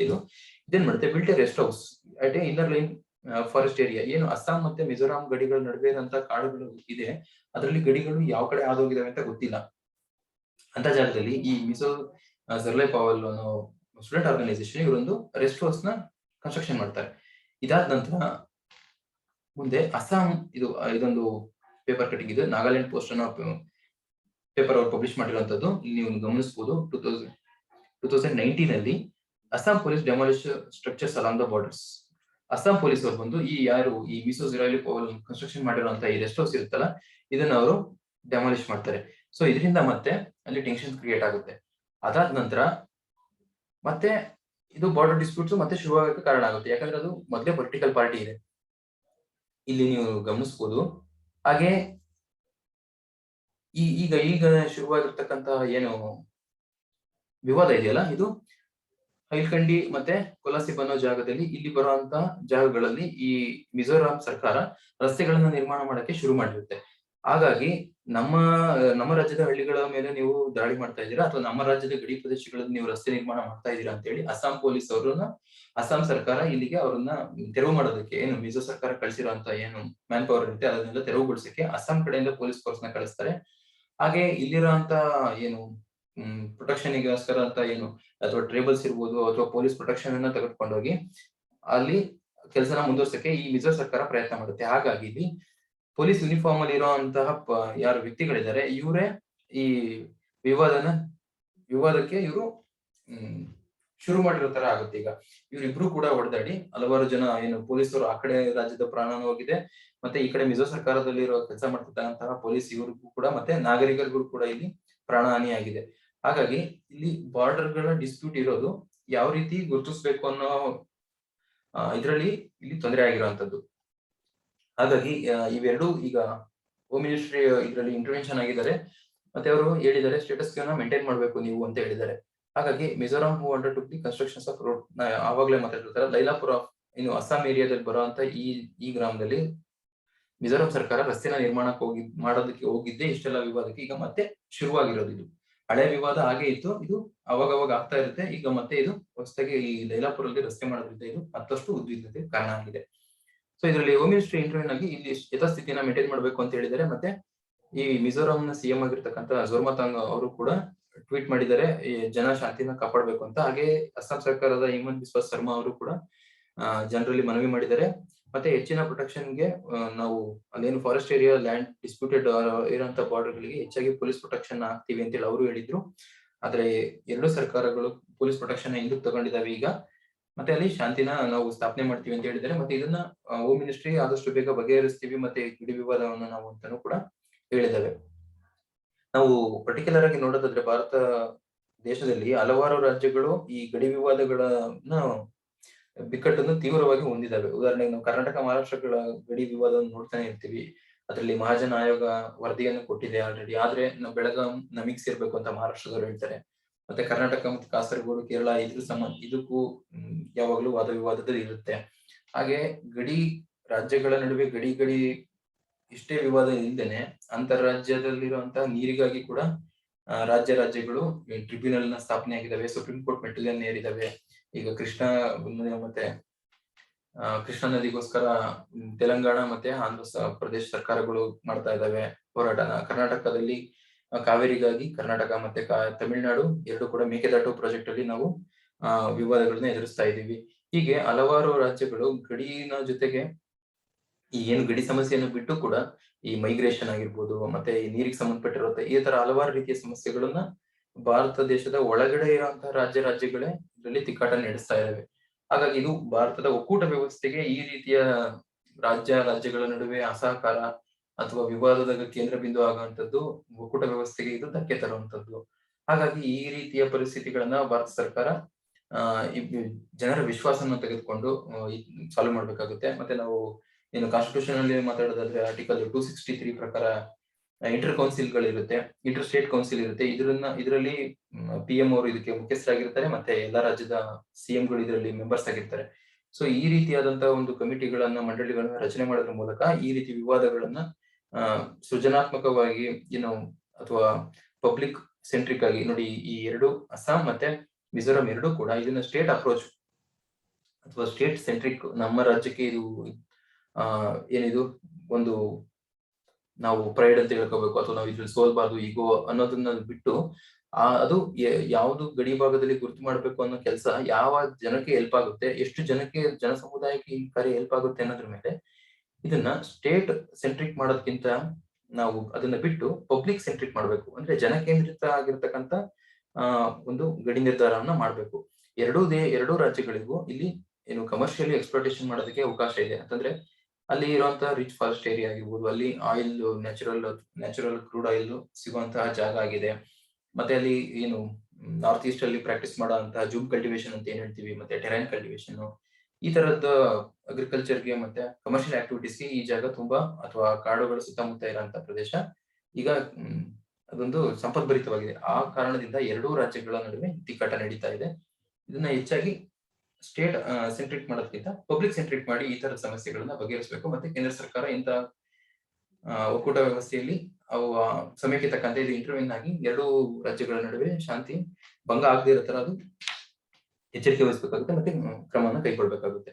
ಸೊ ಹಾಗೆ ನಾವು ಎಕ್ಸ್ಟ್ರಾ ಇನ್ಫಾರ್ಮೇಶನ್ ಅನ್ನು ನೋಡೋದಾದ್ರೆ, ಮಿಜೋರಾಂ ಅಲ್ಲಿ 2 ನ್ಯಾಷನಲ್ ಪಾರ್ಕ್ ಇವೆ. ಮುಖ್ಯವಾಗಿ ಮರ್ಲೆನ್ ನ್ಯಾಷನಲ್ ಪಾರ್ಕ್ ಅನ್ನೋದು ಒಂದು ಇಲ್ಲಿ ನೀವು ಗಮನಿಸಬಹುದು, 1991 ಅಲ್ಲಿ ಆಗಿರುವಂತದ್ದು. ಮತ್ತೆ ಪವಂಗ್ಪುಯ್ ಬ್ಲೂ ಮೌಂಟೇನ್ಸ್, ಇದನ್ನ ಬ್ಲೂ ಮೌಂಟೇನ್ಸ್ ಅಂತಾನೂ ಕರಿತೀವಿ, ಮತ್ತೆ ಪವಂಗ್ಪುಯ್ ನ್ಯಾಷನಲ್ ಪಾರ್ಕ್ ಅಂತಾನೂ ಕರಿತೀವಿ. ಸೊ ಬ್ಲೂ ಮೌಂಟೇನ್ಸ್ ಅಂತಾನೂ ಕರಿತೀವಿ. ಇದು 1992 ನಲ್ಲಿ ಕ್ರಮವಾಗಿ 1991 ನಲ್ಲಿ ಮತ್ತೆ 1992 ನಲ್ಲಿ ಈ 2 ನ್ಯಾಷನಲ್ ಪಾರ್ಕ್ ಮಿಜೋರಾಂ ಅಲ್ಲಿ ಇರುತ್ತೆ. ಹಾಗೆ ನಾವು ಇಂಪಾರ್ಟೆಂಟ್ ಟ್ರೈಬ್ಸ್, ಇದು ಲ್ಯಾಂಡ್ ಆಫ್ ಟ್ರೈಬ್ಸ್ ಇದು ಮಿಜೋರಾಂ. ಮತ್ತೆ ಈ ಒಟ್ಟಾರೆ ನಾರ್ತ್ ಈಸ್ಟ್ ಗಳನ್ನ ನೋಡೋದಾದ್ರೆ ಟ್ರೈಬ್ಸ್ ಹೆಚ್ಚಾಗಿದ್ದಾರೆ. ನೀವು ಅರುಣಾಚಲ್ ಪ್ರದೇಶದಲ್ಲಿ ನಾವು ಆಗ್ಲೇ ಮಾತಾಡೋದು 97% ಇದ್ರೆ, ಇನ್ನ ಪ್ಲೈನ್ ಲ್ಯಾಂಡ್ ಏನು ಅಸ್ಸಾಂ ಅಲ್ಲಿ 19% ಆಫ್ ಟ್ರೈಬ್ಸ್ ಇರ್ತಾರೆ. ಸೊ ಇಲ್ಲಿ ಎಲ್ಲವೂ ಗುಡ್ಡಗಾಡೇ ಆಗಿರುತ್ತೆ ಎಲ್ಲಾ ರಾಜ್ಯಗಳು, ಈ ನಾರ್ತ್ ಈಸ್ಟ್ ಅಲ್ಲಿ ಬಹುಪಾಲು. ಆದ್ರೆ ಅಸ್ಸಾಂ ಮಾತ್ರನೇ ಪ್ಲೈನ್ ಲ್ಯಾಂಡ್ ಅಲ್ಲಿ ಆಗಿರುವಂತದ್ದು. ಹಾಗಾಗಿ ಅಲ್ಲಿ ಹೆಚ್ಚು ಜನವಸತಿ ಇದೆ. ಹಾಗೆ ಇಲ್ಲಿ ಇರತಕ್ಕಂತ ಯಾವ್ದು ಟ್ರೈಬ್ಸ್ ನಾವು ನೋಡೋದಾದ್ರೆ ಚಕ್ಮಾ ಆಗಿರ್ಬೋದು, ಲಖೇರ್, ಪಾವೈ, ರಾಬಾ, ಸಿಂಟೆಂಗ್, ದಿಮಾಸಾ, ಮತ್ತೆ ಕಾಸಿ ಅನ್ನೋದು ಬರೀ ಮೇಘಾಲಯದಲ್ಲಿ ಮಾತ್ರ ಇರ್ತಕ್ಕಂಥದ್ದಲ್ಲ, ಈ ಮಿಜೋರಾಂ ಅಲ್ಲೂ ಕೂಡ ಕಾಸಿ ಜನಾಂಗ ಇದೆ. ಹಾಗೆ Mizoram government to organise Zo ಕುಟ್ಪೈ, ನೋಡಿ ಇದೊಂದು ಎಲ್ಲಾ ಟ್ರೈಬಲ್ಸ್ ಇದೇನು ಮಿಜೋ ಜನಾಂಗ ಏನಿರುತ್ತೆ ಆ ಎಲ್ಲಾ ಜನಾಂಗದ ಒಟ್ಟನ್ನು ಸೇರಿಸಬೇಕು ಅನ್ನೋ ಉದ್ದೇಶದಿಂದ ಪ್ರತಿ ವರ್ಷ ಮಿಜೋರಾಂ ಸರ್ಕಾರ ಈ ಝೋ ಕುಟ್ಪು ಅನ್ನೋ ಒಂದು ಫಂಕ್ಷನ್ ಆರ್ಗನೈಸ್ ಮಾಡುತ್ತೆ. ಇದು ಟು ಯೂನಿಫೈ. ಮಯನ್ಮಾರ್ ಅಲ್ಲಿ ಇದ್ದಾರೆ, ಬಾಂಗ್ಲಾದೇಶದಲ್ಲಿ ಇದ್ದಾರೆ. ಈ ಮಿಜೋರಾಂಗೆ ಸಂಬಂಧಪಡುವಂತಹ ಮಿಜೋ ಟ್ರೈಬ್ಗಳು ಈ ಬಾಂಗ್ಲಾದೇಶ, ಮಯನ್ಮಾರ್, ಬೇರೆ ಬೇರೆ ರಾಜ್ಯಗಳು, ಸುಮಾರು 10 ರಾಜ್ಯಗಳಲ್ಲಿ ಈ ಮಿಜೋ ಟ್ರೈಬ್ಸ್ ಇದ್ದಾರೆ. ಅವ್ರನ್ನೆಲ್ಲರನ್ನೂ ಕೂಡ ಒಟ್ಟಾಗಿ ಸೇರಿಸುವಂತ ಕಾರ್ಯಕ್ರಮನೇ ಈ ಝೋ ಕುಟ್ಪೈ. ಈ ತರದ ಕಲ್ಚರ್ ಅಲ್ಲಿ ತುಂಬಾ ಡಿಫ್ರೆಂಟ್ ಆಗಿರುವಂತ ನಾರ್ತ್ ಈಸ್ಟ್ ಅಲ್ಲಿ ಇರುವಂತಹ ಉದ್ವಿಗ್ನತೆ ಆದಷ್ಟು ಬೇಗ ಕೇಂದ್ರ ಸರ್ಕಾರದ ಮಧ್ಯಪ್ರವೇಶದಿಂದ ಈ ಉದ್ವಿಗ್ನತೆ ಕಡಿಮೆ ಆಗಲಿ ಅಂತ ಹೇಳಿ ನಾವು ಆಶಿಸೋಣ. ಹಾಗೆ ನಮ್ಗೆ ಇನ್ನೊಂದು ಆರ್ಟಿಕಲ್ ಕೊಟ್ಟಿರುವಂತದ್ದು ಫ್ಲಡ್ಗೆ ಸಂಬಂಧಪಟ್ಟಿರೋದು. ಈ ಫ್ಲಡ್ ಮೇಲೆ ಈ ಹಿಂದೆ ಮಾಡಿರುವಂತ ಒಂದು ವಿಡಿಯೋ ಇದೆ. ಯುರೋಪ್ ಅಲ್ಲಿ ಯಾವ ರೀತಿ ಫ್ಲಡ್ಸ್ ಆದಾಗ ಅದರಿಂದ ಭಾರತ ಏನನ್ನ ಕಲಿಬಹುದು ಅನ್ನೋದ್ರ ಮೇಲೆ ಈಗ ಆಲ್ರೆಡಿ ಒಂದು ದೈನದಲ್ಲಿ ಬಂದಿರೋ ಆರ್ಟಿಕಲ್ ಮೇಲೆ ಒಂದು ನಾವು ವಿಡಿಯೋ ಮಾಡಿದೀವಿ. ಅದರದ್ದು ಲಿಂಕ್ ನಾನು ಕೆಳಗಡೆ ಶೇರ್ ಮಾಡಿದ್ದೀನಿ. ನೀವು ಅದನ್ನ ನೋಡಿದ್ಮೇಲೆ ನಿಮ್ಗೆ ಒಂದು ಇಮ್ಯಾಜಿನೇಷನ್ ಬರುತ್ತೆ. ನಾವು ಏನು ವಿದೇಶಗಳಿಂದ ನಾವು ನದಿ ನಿರ್ವಹಣೆ ಅಥವಾ ಫ್ಲಡ್ಸ್ ಮ್ಯಾನೇಜ್ಮೆಂಟ್ ನಾವು ಹೇಗೆ ಮಾಡಬಹುದು ಅನ್ನೋದನ್ನ ನಾವು ಅದರಲ್ಲಿ ವಿವರವಾಗಿ ನೋಡಿದ್ದೀವಿ.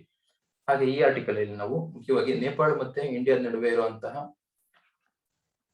ಇದರಲ್ಲಿ ಬರುವಂತಹ ಫ್ಲಡ್ಸ್ ಅಂತಂದ್ರೆ ನೇಪಾಳದಲ್ಲಿ ಹುಟ್ಟಿ ಭಾರತಕ್ಕೆ ಬರುವಂತಹ ನದಿಗಳು ಇಲ್ಲಿ ಎಷ್ಟು ಅವಾಂತರಗಳನ್ನ ಸೃಷ್ಟಿ ಮಾಡುತ್ತೆ, ಫ್ಲಡ್ಸ್ ಇಲ್ಲಿ ಯಾವ ರೀತಿ ಮ್ಯಾನೇಜ್ ಮಾಡಬೇಕು, ಎರಡು ದೇಶಗಳ ಕೋಆಪರೇಷನ್ ಎಷ್ಟು ಮುಖ್ಯ ಅನ್ನೋದನ್ನ ನಾವು ಈ ಆರ್ಟಿಕಲ್ ಅಲ್ಲಿ ನೋಡಬಹುದು. ಹಾಗೆ ಇದು ಮುಖ್ಯವಾಗಿ ಬಿಹಾರ ರಾಜ್ಯಕ್ಕೆ ಸಂಬಂಧಪಟ್ಟಿರುವಂತದ್ದು. ಬಿಹಾರದಲ್ಲಿ ನಾವು ಕೋಸಿ ನದಿನ ನೋಡ್ತೀವಿ.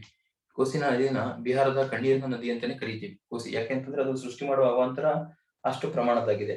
ಈ ಹಿನ್ನೆಲೆಯಲ್ಲಿ ಬಿಹಾರದಲ್ಲಿ ಉಂಟು ಮಾಡುವಂತಹ ಕೋಸಿ ನದಿಯ ಏನು ಪ್ರವಾಹ ಇದೆ, ಇದರಲ್ಲಿ ನೇಪಾಳ ಮತ್ತೆ ಭಾರತ ಎರಡೂ ದೇಶಗಳು ಹೇಗೆ ಒಟ್ಟಾಗಿ ಕೆಲಸ ಮಾಡ್ಬೇಕು ಮತ್ತೆ ಇದು ಸೃಷ್ಟಿ ಮಾಡ್ತಿರೋ ಅವಾಂತರ ಅದ್ರ ಬಗ್ಗೆ ಈ ಆರ್ಟಿಕಲ್ ಅಲ್ಲಿ ಡಿಸ್ಕಸ್ ಮಾಡಿದ್ದಾರೆ. So infrastructure argumentations for dams, reservoirs, detention basins ಮತ್ತೆ ಎಂಬ್ಯಾಂಕ್ಮೆಂಟ್ಸ್ ಏನು ದಿಣ್ಣೆಗಳು ಅಂತ ಕರಿತೀವಿ ಅದು, ಮತ್ತೆ ಚಾನಲ್ಸ್, ಇವನ್ನೆಲ್ಲವನ್ನು ನಾವು ಇಂಪ್ರೂವ್ ಮಾಡ್ಬೇಕು. ಯಾಕೆ ಅಂತಂದ್ರೆ ಇದು ಸ್ಟ್ರಕ್ಚರಲ್, ಇದೊಂದು ರಚನಾತ್ಮಕ ಅಂಶಗಳಿವು. ಅಂದ್ರೆ ಇನ್ಫ್ರಾಸ್ಟ್ರಕ್ಚರ್, ಆ ಮೂಲಭೂತ ಏನ್ ಸೌಕರ್ಯಗಳಿದಾವಲ್ಲ, ಆರ್ಗ್ಯುಮೆಂಟೇಶನ್ಸ್ ಆಫ್ ಡ್ಯಾಮ್ಸ್ ಅದರ ಕೆಪಾಸಿಟಿನ ಹೆಚ್ಚು ಮಾಡುವಂತದ್ದು, ಮತ್ತೆ ಡಿಟೆನ್ಷನ್ ಬೇಸಿನ್ಸ್ ಆ ಜಲನಯನ ಪ್ರದೇಶಗಳಲ್ಲಿ ನೀರನ್ನ ಸಂಗ್ರಹ ಮಾಡುವಂತದ್ದು, ಮತ್ತೆ ನೀರು ಎಲ್ಲೂ ಅದರ ಒಂದು ಪರ್ಟಿಕ್ಯುಲರ್ ವೇ ಅಲ್ಲಿ ಹೋಗೋಕೆ ಸಹಾಯ ಮಾಡುವಂತ ಎಂಬ್ಯಾಂಕ್ಮೆಂಟ್ಸ್ ಇರ್ಬೋದು, ದಿಣ್ಣೆಗಳು ಅಂತ ಏನ್ ಕರಿತೀವಿ, ಮತ್ತೆ ಚಾನಲ್ಗಳು, ಕಾಲುವೆಗಳು, ಇದ್ರ ಮೂಲಕ ನೀರನ್ನ ನಾವು ಬೇರೆ ಕಡೆ ಹರಿದಾಡಕ್ಕೆ ಬಿಡದೆ ಇರೋ ತರ ಒಂದು ಡೈರೆಕ್ಷನ್ ಅಲ್ಲಿ ಇದನ್ನ ತಗೊಂಡು ಹೋಗ್ಬೇಕು. ಅದಕ್ಕೆ ನಮಗೆ ಸ್ಟ್ರಕ್ಚರಲ್ ಮೆಜರ್ಸ್ ಇಂಪಾರ್ಟೆಂಟ್ ಆಗಿರುತ್ತೆ. ಅದೇ ರೀತಿ ನಾನ್ ಸ್ಟ್ರಕ್ಚರಲ್ ಮೆಜರ್ಸ್ ಅಂತಂದ್ರೆ adapting later years flood plains management ಆಗಿರ್ಬೋದು, ಮತ್ತೆ ಫ್ಲಡ್ ಫೋರ್ಕಾಸ್ಟಿಂಗ್, ಮತ್ತೆ warning of floods, flood insurance, ಮತ್ತೆ ಫೈನಾನ್ಷಿಯಲ್ ಕಾಂಪನ್ಸೇಷನ್ಸ್ ಆಗಿರ್ಬೋದು. ಈ ತರ ಎಲ್ಲಾ ಇವು ನಾನ್ ಸ್ಟ್ರಕ್ಚರಲ್ ಆಗಿರುತ್ತೆ. ಫ್ಲಡ್ ಬಂದಾಗ ಏನ್ ಮಾಡ್ಬೇಕು, ಅದಾದ ನಂತರ ಫ್ಲಡ್ ಬರೋಕ್ಕಿಂತ ಮುಂಚೆ ವಾರ್ನಿಂಗ್ ಸಿಸ್ಟಮ್ಸ್, ಈ ಮತ್ತೆ ಅದರಿಂದ ಆಗುವಂತಕ್ಕಂಥ ಡ್ಯಾಮೇಜ್ಗೆ ಇನ್ಶೂರೆನ್ಸ್ ಅಥವಾ ಕಾಂಪನ್ಸೇಷನ್ಸ್ ಏನ್ ಪರಿಹಾರ ಅಂತ ಹೇಳ್ತೀವಿ, ಈ ರೀತಿಯವನ್ನ ನಾನ್ ಸ್ಟ್ರಕ್ಚರಲ್. ನಾವು ಒಂದು ಸ್ಟ್ರಕ್ಚರಲ್ ಮತ್ತೆ ನಾನ್ ಸ್ಟ್ರಕ್ಚರಲ್ ಎರಡನ್ನೂ ಕೂಡ ಚೆನ್ನಾಗಿ ಬಿಲ್ಡ್ ಮಾಡ್ಬೇಕು. ಬರೀ ಈ ಸ್ಟ್ರಕ್ಚರಲ್ ಬಿಲ್ಡ್ ಮಾಡಿ ನಾನ್ ಸ್ಟ್ರಕ್ಚರಲ್ ಮೇಲೆ ನಾವು ಕಾನ್ಸಂಟ್ರೇಟ್ ಮಾಡ್ಲಿಲ್ಲ ಅಂತಂದ್ರೂ ನಾವು ಫೇಲ್ ಆಗ್ತೀವಿ. ಅಥವಾ ಬರೀ ನಾನ್ ಸ್ಟ್ರಕ್ಚರಲ್ ಈ ತರ ಅರ್ಲಿ ವಾರ್ನಿಂಗ್ ಫ್ಲಡ್ ಮೆಸೇಜ್ ಎಲ್ಲ ಗೊತ್ತಿರುತ್ತೆ, ನಾವು ಮೆಸೇಜ್ ಕೊಡ್ತೀವಿ, ಅಲ್ಲಿ ನಾವು ಜನ ಯಾರು ಎವಾಕ್ಯುಯೇಟ್ ಮಾಡ್ಲಿಲ್ಲ ಅಂತಂದ್ರೆ ಡ್ಯಾಮೇಜ್ ಆಗುತ್ತೆ. ಸೊ ಎರಡೂ ಕೂಡ ನಾವು ಬಿಲ್ಡ್ ಮಾಡ್ಬೇಕು, ಎರಡನ್ನೂ ಕೂಡ ನಾವು ಬ್ಯಾಲೆನ್ಸ್ ಮಾಡ್ಬೇಕಾಗುತ್ತೆ. ಸೊ ಹಾಗಾಗಿ solutions to the issues of the chronic flooding lies in revisiting the old plans. ಏನು ಹಳೆ ಪ್ಲಾನ್ ಗಳಿದಾವೆ, ಭಾರತ ಮತ್ತು ನೇಪಾಳ ಮಾಡಿರೋಂತ ಹಳೆ ಪ್ಲಾನ್ಗಳು, ಇಲ್ಲಿ ಎಂಬ್ಯಾಂಕ್ಮೆಂಟ್ ಮಾಡ್ಬೇಕು, ಇಲ್ಲಿ ನದಿ ಈ ಕಡೆ ಹೋಗ್ತಾ ಇದೆ ಅಂತ ಏನೆಲ್ಲ ಹಳೆ ಯೋಜನೆಗಳಿದ್ವು ಅದನ್ನೆಲ್ಲ ನಾವೀಗ ರಿವಿಸಿಟ್ ಮಾಡ್ಬೇಕು, ಅದನ್ನ ನಾವು ಪುನರ್ ಪರಿಶೀಲನೆ ಮಾಡ್ಬೇಕಾಗಿದೆ. ಅದ್ರ ಮೂಲಕ ನಾವು ಇಂಡಿಯಾ ಮತ್ತೆ ನೇಪಾಳದ ನಡುವೆ ಏನು ಈ ಪ್ರವಾಹ ಸೃಷ್ಟಿಯಾಗ್ತಿರುವಂತಹ ಅವಾಂತರಗಳಿಂದ ನಾವು ಕಡಿಮೆ ಮಾಡಬಹುದು ಅಂತ ಕ್ಲೈಮ್ ಮಾಡ್ತಾ ಇದ್ದೀವಿ. This is because flood controls in Bihar is just not possible dedicated intergovernmental panels is formed through bilateral mechanisms between India and Nepal. ಬರೀ ಬಿಹಾರ ಒಂದೇ ನಾವು ನ್ಯಾಚುರಲ್ ಡಿಸಾಸ್ಟರ್ ಮ್ಯಾನೇಜ್ಮೆಂಟ್ ಅಥಾರಿಟಿ ಇಂದ ಫಂಡ್ಸ್ ತರಿಸ್ಕೊಂಡು ಅಥವಾ ಅಲ್ಲಿರೋ ಜನಕ್ಕೆ ಟ್ರೈನಿಂಗ್ ಎಲ್ಲ ಕೊಟ್ಟು ಮಾಕಪ್ ಡ್ರಿಲ್ ಮಾಡಿ ವಾರ್ನಿಂಗ್ ಫ್ಲಡ್ ಅಥವಾ ಏನು ಫೋರ್ಕಾಸ್ಟಿಂಗ್ ಏನೆಲ್ಲ ಮಾಡಿದ್ರು ಕೂಡ ನೇಪಾಳ ಮತ್ತೆ ಭಾರತದ ನಡುವೆ ದ್ವಿಪಕ್ಷೀಯ ಮಾತುಕತೆಯ ಮೂಲಕ ಹಲವಾರು ರೀತಿಯ ಕಾರ್ಯಕ್ರಮಗಳನ್ನ ಹಮ್ಮಿಕೊಳ್ಳೋದ್ರ ಮೂಲಕ ನಾವು ಇಲ್ಲೊಂದು ಸಹಯೋಗ ಏರ್ಪಡಿಸಬಹುದು, ಒಂದು ಕೋಆಪರೇಷನ್ ಏರ್ಪಡಿಸಬೇಕು. ಬಿಹಾರ ಒಂದೇ ಇಲ್ಲಿ ಎಲ್ಲ ಒಂದು ರಾಜ್ಯ ಆಗೋದು ಎಲ್ಲ ಏನು ಮಾಡಕ್ ಆಗಲ್ಲ. ನಾವು ಅಂತಾರಾಷ್ಟ್ರೀಯ ಮಟ್ಟದಲ್ಲಿ ಇಂಡಿಯಾ ಮತ್ತೆ ನೇಪಾಳ ಈ ಟಾಪಿಕ್ ನ ನಾವು ಇಂಡಿಯಾ ಮತ್ತೆ ನೇಪಾಳ ಇರುವಂತಹ ಇಂಟರ್ನ್ಯಾಷನಲ್ ರಿಲೇಶನ್ಶಿಪ್ ಕೂಡ ಯೂಸ್ ಮಾಡಬಹುದು. ಯಾವಾಗ ನೇಪಾಳ ಮತ್ತೆ ಇಂಡಿಯಾದಲ್ಲಿ ಬಂದಾಗ ಈ ರೀತಿ ನಾವು ಆಗ್ತಿರತಕ್ಕಂಥ ಬಿಹಾರಲ್ಲಿ ಏನ್ ಈ ತರ ಫ್ಲಡ್ ಸಿಚುಯೇಷನ್ ಗಳಿದೆ, ಇದನ್ನ ಇಂಡಿಯಾ ಮತ್ತೆ ನೇಪಾಳ ಎರಡು ಕೂಡ ಕೂತು ಜಂಟಿಯಾಗಿ ಬಗೆಹರಿಸಬಹುದು. ಅಥವಾ ನೇಪಾಳ ಮತ್ತೆ ಇಂಡಿಯಾ ಈ ಫ್ಲಡ್ ಸಿಚುಯೇಷನ್ ಪರಸ್ಪರ ಸಹಕಾರನ ವೃದ್ಧಿ ಮಾಡ್ತಾ ಇದಾವೆ ಅನ್ನೋ ಪಾಯಿಂಟ್ ನ ನಾವು ಇಂಟರ್ನ್ಯಾಷನಲ್ ರಿಲೇಷನ್ಸ್ ಈ ಪಾಯಿಂಟ್ ನ ಯೂಸ್ ಮಾಡಬಹುದು. ಹಾಗೆ ಬಿಹಾರದ ವಿಷಯಕ್ಕೆ ಪರ್ಟಿಕ್ಯುಲರ್ ಆಗಿ ನೋಡೋದಾದ್ರೆ ನಾವು ಇದು India's most flood prone state. ಇದು ಯಾವಾಗ್ಲೂ ಅತಿ ಹೆಚ್ಚು ಪ್ರವಾಹಕ್ಕೆ ಒಳಗಾಗ ಅಂತ ರಾಜ್ಯ ಅಂತ ಹೇಳಿ ಗೊತ್ತು ಮಾಡಿದ್ದಾರೆ. ಇದರಲ್ಲಿ ಸುಮಾರು ರಾಜ್ಯದ 73.06% ಅಷ್ಟು land area is flood affected. ಇದು ಯಾವಾಗ್ಲೂ ಕೂಡ ಫ್ಲಡ್ಸ್ ಗೆ ಇದು ಅಫೆಕ್ಟ್ ಆಗ್ತಾನೆ ಇರುತ್ತೆ, ಪ್ರವಾಹಕ್ಕೆ ಇದು ತುತ್ತಾಗ್ತಾನೆ ಇರುತ್ತೆ.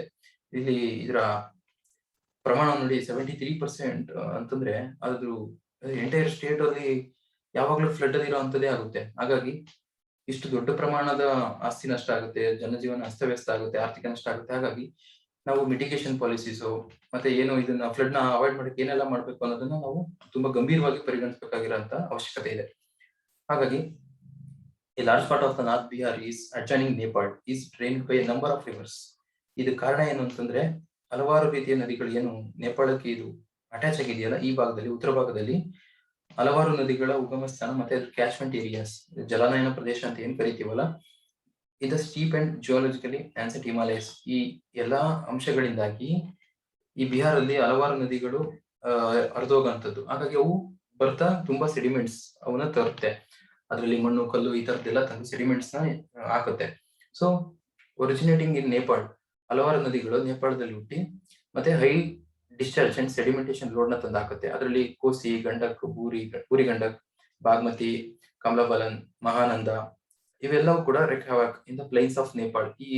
ಇಷ್ಟೆಲ್ಲ ನದಿಗಳು ತರುವಂತ ಸೆಡಿಮೆಂಟ್ಸ್ ಇಂದ ನೇಪಾಳದ ಟೆರೈ ರೀಜನ್ ಅಲ್ಲೂ ಮತ್ತೆ ಬಿಹಾರದಲ್ಲೂ ಕೂಡ ಪ್ಲೇನ್ ಲ್ಯಾಂಡ್ ಅಲ್ಲಿ ಇದು ಅವಾಂತರನ ಸೃಷ್ಟಿ ಮಾಡ್ತಾ ಇದೆ. ಇಲ್ಲಿ ನೀವು ಗಮನಿಸಬಹುದು ಗಂಗಾ ರಿವರ್ಗೆ ಇರುವಂತ ಟ್ರಿಬ್ಯೂಟರೀಸ್ ಬಾಗ್ಮತಿ, ಬೂರಿಗಂಡಕು, ಗಂಡಕ್ಕು, ಕೋಸಿ ಭಾಗ ಅತಿ ಹೆಚ್ಚಾಗಿ ಹಾನಿ ಮಾಡುವಂತದ್ದು. ಕೋಸಿ ಯಾಕೆ ಅಂತಂದ್ರೆ 18ರಿಂದ 20 ಶತಮಾನದವರೆಗೆ ಇಷ್ಟು ಸುಮಾರು 200 ವರ್ಷದ ಅವಧಿಯ ಒಳಗೆ ಈ ನದಿ ಸುಮಾರು 100 ಕಿಲೋಮೀಟರ್ ಅಷ್ಟು ಅಗಲವಾಗಿರೋ ಜಾಗದಲ್ಲಿ ಇದು ಕೋರ್ಸ್ ನ ಬದಲಾಯಿಸ್ತಾ ಇರುತ್ತೆ. ಒಂದ್ ವರ್ಷ ಇಲ್ಲರಿಯುತ್ತೆ, ಒಂದ್ ವರ್ಷ ಇಲ್ಲರಿಯುತ್ತೆ, ಒಂದ್ ವರ್ಷ ಇಲ್ಲರಿಯುತ್ತೆ. ಸೊ ಹಾಗಾಗಿ ಇಲ್ಲಿ ಸೆಡಿಮೆಂಟೇಶನ್ ಇಲ್ಲಿ ತಂದಾಕುತ್ತೆ, ಮತ್ತೆ ಮುಂದಿನ ವರ್ಷ ಈ ಕಡೆ ಭಾಗ ಹರಿಯುತ್ತೆ, ಇಲ್ಲಿ ಸೆಡಿಮೆಂಟೇಶನ್ ತಂದಾಕುತ್ತೆ, ಮತ್ತೆ ಈ ಭಾಗದಿಂದ ಹರಿಯಕ್ಕೆ ಶುರು ಮಾಡುತ್ತೆ, ಇಲ್ಲಿ ಸೆಡಿಮೆಂಟೇಶನ್ ತಂದಾಕುತ್ತೆ. ಸೊ ಒಟ್ಟಾರೆಯಾಗಿ ಸುಮಾರು ಒಂದು 18ರಿಂದ 20ನೇ ಶತಮಾನದವರೆಗೂ 100 ಕಿಲೋಮೀಟರ್ ಅಗಲ ವ್ಯಾಪ್ತಿಯಲ್ಲಿ ಇದು ತನ್ನ ಅರಿವಿನ ಪಥವನ್ನ ಇದು ಬದಲಾಯಿಸಿದೆ. ಇಲ್ಲಿರುವಂತಹ ಅರಿವಾಗ ಇಲ್ಲಿರುವಂತಹ ಎಲ್ಲಾ ಜೀವನಕ್ಕೂ ಮತ್ತೆ ಕೃಷಿ ಎಲ್ಲಾ ಚಟುವಟಿಕೆಗಳಿಗೂ ಇದು ತೊಂದರೆ ಮಾಡಿದೆ ಕೋಸಿ. ಹಾಗಾಗಿ ಇದನ್ನ ರೆಗ್ಯುಲರ್ ಆಗಿ ಬಿಹಾರದ ಕಣ್ಣೀರಿನ ನದಿ ಅಂತಾನೆ ಕರಿತೀವಿ ಇದನ್ನ.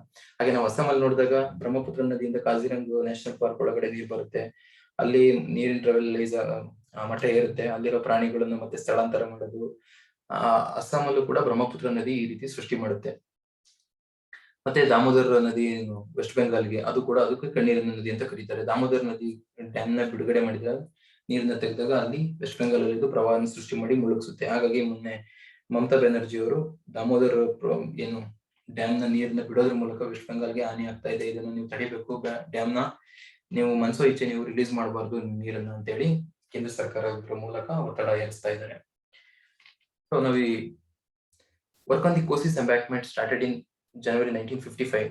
ಏನು ಇದ್ರ ಎಂಬ್ಯಾಂಕ್ಮೆಂಟ್ಸ್ ಇರುತ್ತಲ್ಲ, ಈ ಕೋಸಿ ನದಿಯ ಪ್ರವಾಹವನ್ನು ತಡೆಯುವ ಉದ್ದೇಶದಿಂದ ಅಥವಾ ಅದರ ಪ್ರವಾಹದ ವೇಗವನ್ನು ಕಡಿಮೆ ಮಾಡುವ ಉದ್ದೇಶದಿಂದ 1955 ನಲ್ಲಿ ಜವಾಹರ್ಲಾಲ್ 1954 ಅಲ್ಲಿ ಆಗುವಂತದ್ದು ಟ್ರೀಟಿ, ಇದು ಕೋಸಿ ಟ್ರೀಟಿ 1954 ಅಲ್ಲಿ ಆಗುವಂತ ಎಂಬ್ಯಾಂಕ್ಮೆಂಟ್ಸ್ ಇನ್ ನೇಪಾಳ್ ಇದು ಶುರುವಾಗುತ್ತೆ. ಆದ್ರೆ ಇದು it's not futuristic and it not make enough provision for the maintenance of the embankments. ಯಾಕೆ ಅಂತಂದ್ರೆ ಅಲ್ಲಿ 1954 ಅಲ್ಲಿ ಆಗಿರುವಂತಹ ಕೋಸಿ ಟ್ರೀಟಿ ಪ್ರಕಾರ ನೇಪಾಳದಲ್ಲಿ ನಾವು ಎಂಬ್ಯಾಂಕ್ಮೆಂಟ್ಸ್ ನ ಕಟ್ಟಬೇಕು ಅಂತ ಆಗಿದೆ ಅಗ್ರಿಮೆಂಟ್. ಆದ್ರೆ ಈ ಕೋಸಿ ನದಿ ಈ ತರ ಡೈರೆಕ್ಷನ್ ಚೇಂಜ್ ಮಾಡುತ್ತೆ, ಕೋರ್ಸ್ ಆಫ್ ಆಕ್ಷನ್ಸ್ ಇರುತ್ತೆ, ಇದು ಚೇಂಜ್ ಮಾಡ್ತಾ ಇರುತ್ತೆ, ಹರಿಯುವಂತ ದಿಕ್ಕನ್ನ ಇದು ಪಥವನ್ನ ಬದಲಾಯಿಸ್ತಾ ಇರೋದ್ರಿಂದ ಈ ನೇಪಾಳದಲ್ಲಿ ಕಟ್ಟಿರುವಂತ ಎಂಬ್ಯಾಂಕ್ಮೆಂಟ್ ಇಂದ ಯಾವುದೇ ರೀತಿ ಇದು ನಾಟ್ ಫ್ಯೂಚರಿಸ್ಟಿಕ್, ಯಾವುದೇ ರೀತಿ ನಮಗೆ ಫ್ಯೂಚರ್ಗೆ ಅನುಕೂಲ ಆಗ್ತಾ ಇಲ್ಲ, ಮತ್ತೆ ಇದು ಫ್ಯೂಚರಿಸ್ಟಿಕ್ ಆಗಿಲ್ಲ, ಮತ್ತೆ did not make provisions for any maintenance, ಇದರಿಂದ ಯಾವುದೇ ರೀತಿ ಪ್ರಯೋಜನವನ್ನು ನಾವು ಕಾಣ್ತಾ ಇಲ್ಲ. ಮತ್ತೆ ಕೋಸಿ ಎಂಬ್ಯಾಂಕ್ಮೆಂಟ್ ಏನು ಜನವರಿ 1955 ನಲ್ಲಿ ಇದಕ್ಕೆ ಮುಂಚೆ group of retired Nepali soldiers ಮತ್ತೆ ಅದ್ರ ಜೊತೆಗೆ ಭಾರತೀಯ ನಿವೃತ್ತ ಸೈನಿಕರಿದ್ರು, ಇವರೆಲ್ಲರೂ ಕೂಡ to join hands with Indian water to start of the work. ತಾವಾಗೆ ಬಂದು ನಿವೃತ್ತ ಸೈನಿಕರು ಎಂಬ್ಯಾಂಕ್ಮೆಂಟ್ಸ್ ನ ಕಟ್ಟಕ್ಕೆ ಸ್ಟಾರ್ಟ್ ಮಾಡಿರ್ತಾರೆ. ಅದಾದ ನಂತರ ಭಾರತ ಸರ್ಕಾರ 1954 ಅಲ್ಲಿ ಕೋಸಿ ಟ್ರೀಟಿ ಆಗುತ್ತೆ ಭಾರತ ಮತ್ತೆ ನೇಪಾಳದ ನಡುವೆ, ಅಲ್ಲಿ ಎಂಬ್ಯಾಂಕ್ಮೆಂಟ್ ನ ನೇಪಾಳದಲ್ಲಿ ಮಾಡುವಂತದ್ದು. ಇದಕ್ಕೆ ನೆಹರೂರವರು ಈ ಕೋಸಿ ನದಿ ಬಿಹಾರದಲ್ಲಿ ಏನ್ ಲಾಸ್ ಆಗಿರುತ್ತೆ ಈ ಪ್ರದೇಶಕ್ಕೆ ಭೇಟಿ ನೀಡಿ ಅವರು ಈ ಟ್ರೀಟಿನ ನೇಪಾಳ ದೇಶದ ಜೊತೆ ಮಾಡ್ಕೋತಾರೆ. So the depositions of the stones, ಇದು ತರುವಂತ ಕೋಸಿ ನದಿ ಅಥವಾ ಇತರ ಬೇರೆ ನದಿಗಳು sand, silt, sediments had led to the river beds rising. ಇದರಿಂದ ನದಿ ಪಾತ್ರ ಏನಿರುತ್ತೆ ಅಥವಾ ನದಿಯ ಅದು ಮರಳಿನ ಮಟ್ಟ ಇರುತ್ತೆ, ಮಣ್ಣಿನ ಮಟ್ಟ, ಅದನ್ನ ಇದು ಮೇಲೇರಿಸುತ್ತೆ. ತಂದು ಇದು ಸೆಡಿಮೆಂಟ್ಸ್ ನ ಹಾಕೋದ್ರಿಂದ ನದಿ ಹರಿಯುವಂತಹ ಏನು ಭೂಪ್ರದೇಶದ ಮಟ್ಟ ಇರುತ್ತಲ್ಲ ಅದನ್ನ ರೈಸ್ ಮಾಡಿಸುತ್ತೆ. ಚೇಂಜಿಂಗ್ ದ ಕೋರ್ಸ್, ಮತ್ತೆ ಅದರ ಹರಿಯುವಂತ ಪಥ ಏನಿರುತ್ತೆ ಅದನ್ನ ಬದಲಾಯಿಸ್ತಾನೆ ಇರುತ್ತೆ and causing unimaginable losses. So ಇಲ್ಲಿ ಮುಖ್ಯವಾಗಿ ಪ್ರಾಬ್ಲಮ್ ಆಗ್ತಿರೋದು ಈ ಡೆಪಾಸಿಷನ್ಸ್ ಇಂದ. ಇದು ತಂದು ಆಗ್ತಾ ಇರೋದ್ರಿಂದ, ಯಾಕಂತಂದ್ರೆ ಹಿಮಾಲಯದಲ್ಲಿ ಹುಟ್ಟಿ ಹರಿಯುತ್ತಿರ್ತಕ್ಕಂಥ ನದಿಗಳು ಎಲ್ಲವೂ ಈಗ ಯಂಗ್ ಸ್ಟೇಜ್ ಅಲ್ಲಿ ಇರುವಂತವು, ಅವಕ್ಕೆ ತುಂಬಾ ಶಕ್ತಿ ಇರುವಂತವು. ಹೆಚ್ಚಾಗಿ ಅವು ಹರಿಯುವ ಹೊತ್ತಲ್ಲಿ ಸುತ್ತಮುತ್ತ ಇರುವಂತಹ ಎಲ್ಲಾ ವಸ್ತುಗಳು ನಾವು ಸೆಳೆದು ತರ್ತವೆ, ತಂದು ಅವು ನೆಕ್ಸ್ಟ್ ಎಲ್ಲಿ ಪ್ಲೇನ್ ಲ್ಯಾಂಡ್ ಸಿಗುತ್ತೆ ಅಲ್ಲಿ ಇವನ್ನ ಡಂಪ್ ಮಾಡ್ತವೆ. ಆ ಡಂಪ್ ಮಾಡೋದ್ರಿಂದ ನೆಕ್ಸ್ಟ್ ಮತ್ತೆ ಮುಂದಿನ ವರ್ಷ ಬರುವಂತ ನದಿ ತನ್ನ ದಿಕ್ಕನ್ನ ಬದಲಾಯಿಸುತ್ತೆ. ಇದು ಮೇನ್ ಆಗಿ ಆಗ್ತಿರೋದು ಈ ಕೋಸಿ ನದಿಯಿಂದ ಆಗ್ತಾ ಇದೆ. ಮತ್ತೆ ಈ ಸಿಲ್ಟೇಷನ್ ಹೇಗೆಲ್ಲ ಅವಾಯ್ಡ್ ಮಾಡ್ಬೋದು ಅಂತಂದ್ರೆ, ಅಲ್ಲಿ ಏನು ಹೂಳು ತುಂಬಿರುತ್ತಲ್ಲ, ಡಿಸಿಲ್ಟೇಷನ್ ಮಾಡ್ಬೋದು. ಇದನ್ನ ನಾವು ಮಾಡಿ ಅದನ್ನ ನಾವು ರೋಡ್ ನ ರೀಕನ್ಸ್ಟ್ರಕ್ಷನ್ ಮಾಡೋ ಟೈಮಲ್ಲಿ ಇದನ್ನ ನಾವು ಫಿಲ್ಲಿಂಗ್ ಮೆಟೀರಿಯಲ್ ಆಗಿ ಬಳಸಬಹುದು ಅಂತ ಹೇಳಿ ನ್ಯಾಷನಲ್ ಸೆರಾಮಿಕ್ ಇನ್ಸ್ಟಿಟ್ಯೂಟ್ ಏನಿದೆ ಕಲ್ಕತ್ತಾದಲ್ಲಿ, ಇದು ನಮಗೆ ವರದಿಯನ್ನ ಕೊಟ್ಟಿದೆ. ಈ ತರ ನಾವು ಈ ಡಿಸಿಲ್ಟೇಷನ್ ಮಾಡಿದನ್ನು ಕೂಡ ನಾವು ವೇಸ್ಟ್ ಆಗದೆ ಇರೋ ತರ ಕಮರ್ಷಿಯಲ್ ಆಗಿ ನಾವು ಬಳಸಬಹುದು. ಮತ್ತೆ there is need for a greater sensitization on climate imbalances and sustainable development. ನದಿನ ಫುಲ್ ಆಗಿ ನಾವು ಎಂಬ್ಯಾಂಕ್ಮೆಂಟ್ ನ ಕಟ್ಟಿ ಅದನ್ನ ಪೂರ್ತಿ ಡೈವರ್ಟ್ ಮಾಡೋಗೂ ಇಲ್ಲ. ಅದನ್ನ ನಾವು ಸುಸ್ಥಿರ ಅಭಿವೃದ್ಧಿಗೆ ನಾವು ಬಳಸ್ಕೋಬೇಕಾಗುತ್ತೆ. ಎಷ್ಟು ಪ್ರಮಾಣದಲ್ಲಿ ನದಿ ನೀರನ್ನು ನಾವು ಒಳಗ್ ಬಿಟ್ಕೋಬೇಕು, ಎಷ್ಟು ನಾವು ಸುರಕ್ಷಿತವಾಗಿ ನದಿಯಿಂದ ದೂರ ಇರಬೇಕು ಅನ್ನೋ ಎಲ್ಲಾ ಆಲೋಚನೆಗಳಿಂದ ನಾವು ಯೋಚನೆ ಮಾಡಿ ಈ ಸಸ್ಟೈನಬಲ್ ಡೆವಲಪ್ಮೆಂಟ್ ಕೂಡ ನಾವು ಗಮನದಲ್ಲಿ ಇಟ್ಕೋಬೇಕು. ಮತ್ತೆ ಕ್ಲೈಮೇಟ್ ಇಂಬ್ಯಾಲೆನ್ಸಸ್ ನ ನಾವು ಮಾಡಬಾರ್ದು, ನದಿನ ಪೂರ್ತಿ ಡೈವರ್ಟ್ ಮಾಡಬಾರ್ದು, ಇಲ್ಲಿರುವಂತ ಏನು ಮರೈನ್ ಕ್ರಿಯೇಚರ್ಸ್ಗೂ ತೊಂದರೆ ಆಗ್ಬಾರ್ದು. ಆ ರೀತಿ ನಾವು ಬ್ಯಾಲೆನ್ಸ್ ಆಗಿ ನಾವು ಆಕ್ಟ್ ಮಾಡ್ಬೇಕಾಗುತ್ತೆ. ಸಸ್ಟೈನಬಲ್ ಡೆವಲಪ್ಮೆಂಟ್ ಮೇಲೆ ನಾವು ಗಮನ ಕೊಡ್ಬೇಕಾಗುತ್ತೆ. ಆದ್ರೆ ಐರಾನಿಕಲಿ ಅದರ ವೈರುಧ್ಯ ಏನು ಅಂತಂದ್ರೆ, the same floods affected regions also face the issues of drought and sinking water table. ಯಾವುದು ಈ ಕೋಸಿ ನದಿಯ ಪಾತ್ರದಲ್ಲಿ ಏನಿರುವಂತಹ ಬಿಹಾರ ರಾಜ್ಯ ಪ್ರದೇಶಗಳು ಅತಿ ಹೆಚ್ಚಾಗಿ ಫ್ಲಡ್ಸ್ ಇಂದನೂ ಒಳಗಾಗ್ತವೆ. ಹಾಗೆ ಸಿವಿಯರ್ ಏನು ಇಶ್ಯೂಸ್ ಆಫ್ ಡ್ರಾಟ್, ಬರಗಾಲದ ಪರಿಸ್ಥಿತಿನೂ ಕೂಡ ಇವು ನೋಡ್ತವೆ. ಮತ್ತೆ ಸಿಂಕಿಂಗ್ ವಾಟರ್ ಟೇಬಲ್ ಏನು ಅಂತರ್ಜಲದ ಮಟ್ಟ ಇದೆಯಲ್ಲ, ಅದು ಕೂಡ ಗಣನೀಯವಾಗಿ ಇಳಿತಾ ಇದೆ.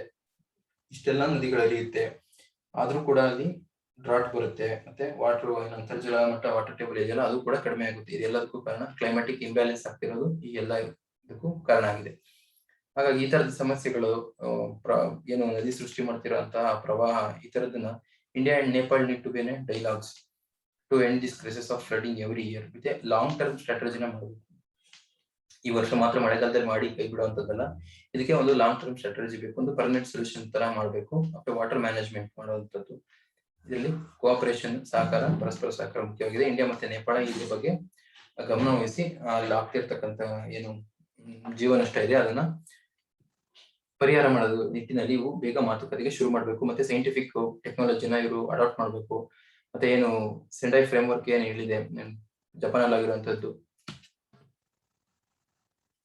ಜಪಾನ್ ಆಗಿರುವಂತ ಸೆಂಡೈ ಫ್ರೇಮ್ ವರ್ಕ್ ಏನಿದೆ ಅದ್ರ ಮೇಲೆ ದೇಶಗಳು ಪಬ್ಲಿಕ್ ಸೆಂಟ್ರಿಕ್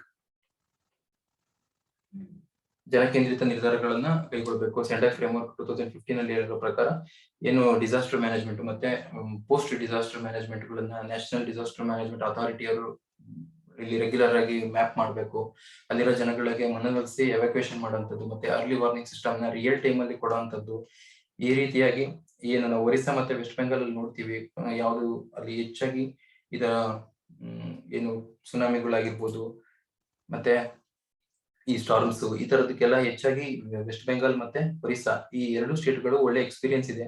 ಅವರು ಹೇಗೆ ಜನನ ಕನ್ವಿನ್ಸ್ ಮಾಡ್ತಾರೆ, ಅವರ ಕಮ್ಯುನಿಕೇಶನ್ ಟೆಕ್ನಾಲಜಿನ ಹೇಗೆ ಡೆವಲಪ್ ಮಾಡಿದ್ದಾರೆ, ರಿಯಲ್ ಟೈಮ್ ಅಲ್ಲಿ ಅವರು ಅರ್ಲಿ ವಾರ್ನಿಂಗ್ ಸಿಸ್ಟಮ್ ನ ಯಾವ ರೀತಿ ಇಂಪ್ರೂವ್ ಮಾಡಿದ್ದಾರೆ, ಮತ್ತೆ ಇಂಟರ್ನ್ಯಾಷನಲ್ ಲೆವೆಲ್ ಅಲ್ಲಿ ಇರುವಂತ ಎಕ್ಸ್ಪೀರಿಯನ್ಸ್, ಯುರೋಪ್ ಅಲ್ಲಿ ಫ್ಲಡ್ ಬಂದಾಗ ಅವರು ಯಾವ ರೀತಿ ಅಲರ್ಟ್ ಆಗ್ತಾರೆ, ಈ ನದಿಗಳನ್ನ ಅವರು ಯಾವ ರೀತಿ ಡೈವರ್ಟ್ ಮಾಡ್ತಾರೆ ಅನ್ನೋ ಟೆಕ್ನಾಲಜಿನ ಇಂಟರ್ನ್ಯಾಷನಲ್ ಎಕ್ಸ್ಪೀರಿಯನ್ಸ್ ಇಂದನೂ ಕಲಿತು ನಾವು ಇಂಡಿಯಾ ಮತ್ತೆ ನೇಪಾಳ ಜಾಯಿಂಟ್ ಸಿಟ್ಟಿಂಗ್ ಅಲ್ಲಿ ಎರಡು ಕೂಡ ನೆಗೋಷಿಯೇಟ್ ಮಾಡಿ ಯಾರು ಯಾವ ಕಾರ್ಯವನ್ನು ಮಾಡಬೇಕು ಅಂತ ಅನ್ನೋದನ್ನ ಸಮಾಲೋಚನೆಯಲ್ಲಿ ಈ ತರ ಸಮಸ್ಯೆಗಳಿಗೆ ನಾವು ಪರಿಹಾರ ಕಂಡುಕೋಬಹುದಾಗಿದೆ. Thank you all.